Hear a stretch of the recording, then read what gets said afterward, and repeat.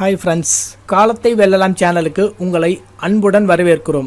இந்த வீடியோ பார்ப்பதற்கு முன் நமது சேனலை நீங்கள் சப்ஸ்கிரைப் செய்யவில்லை என்றால் சப்ஸ்கிரைப் செய்து பெல் பட்டனை அழுத்தவும். வணக்கம் நேயர்களே, இன்று பார்க்கவிருக்கும் தலைப்பு திலகமிடுவது மிக அவசியமா?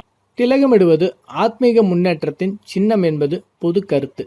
பரமேஸ்வரனின் நெற்றிக்கண்ணாக அமையும் பாகத்தில்தான் பொதுவாக பொட்டு வைக்கும் வழக்கம். குங்குமம், சந்தனம், திருநீர் என்பவை பொதுவாக திலகமிட பயன்படுத்துகின்றனர்.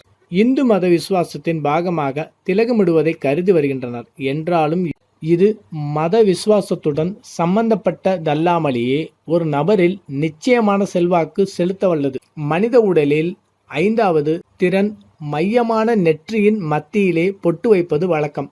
இந்த மையத்தில் பார்வையை பதிய வைத்தே தன் வயப்படுத்தி மயக்க வைப்பது. இம்மையத்தில் குங்குமம் அணியும் போது சூரியனின் கதிர்களில் அடங்கியிருக்கும் மருத்துவ குணங்கள் உறிஞ்சி எடுத்து மூளைக்குள் செலுத்தி விடுகிறது. பிரம்ம முகூர்த்தத்தில் சந்தனமும், விடியற் காலையில் குங்குமமும், மாலை பொழுதில் திருநீரும் அணிவது நரம்பு உறுதிக்கும் நோய் நிவாரணத்துக்கும் உத்தமம் என்று சூரிய ஒளியையும் மனித உடலையும் சம்பந்தப்படுத்தி செய்யப்படும் ஆராய்ச்சிகள் வெளிப்படுத்தியுள்ளன. சந்தனமும் விபூதியும் அணிய சில தனிப்பட்ட விதிமுறைகளும் பாரத கலாச்சாரமும் நம்மை கற்பிக்கிறது. திருநீரை காலையில் நீரில் குழைத்தும் நடுப்பகலில் சந்தனம் சேர்த்தும் அணிய வேண்டும். மாலையில் உலர்ந்த திருநீரை அணியவும் என்றும் விதிமுறைகள் உள்ளன. நன்றி நண்பர்களே.